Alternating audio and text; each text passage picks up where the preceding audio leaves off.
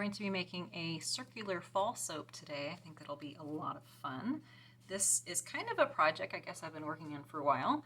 I have these really pretty maple leaf, let me get one over here, maple leaf mold, just one of them, Colin mold. And anytime I had a challenge club challenge, which I've been participating in this year, some of the designs I've ended up with extra soap batter, so I've just poured it into the mold. And if you can see these, I don't know if you can, but they have a lot of different colors on them. I think it'll be a lot of fun. And every single one of them will be different. Some will have a lot of color, some really won't. I hopefully have these centered in the molds. If they're not, it's okay, not a big deal. My goal is to hopefully fill each one of these up all the way, and then I have some individual molds over there. This looks kind of gross right now.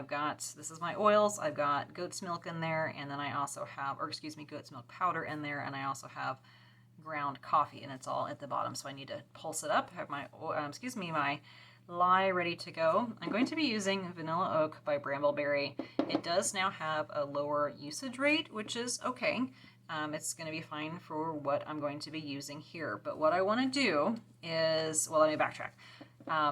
The bottle says it behaves well, and it does discolor to a brown, which is fine because I think that'll be really pretty with that.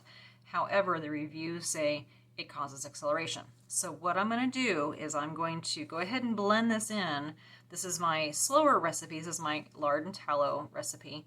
And it does move pretty slow, which is fine. And I'm going to go ahead and blend it all in. Then I'm going to take a third of it out, add a third of my fragrance that I need, see how it goes, and then pour it in one of these, and then go from there. Two of them have some shorter pieces on top, so I'll have to take those out and like hold it in place as I pour it in. Hopefully everything will stay in one spot.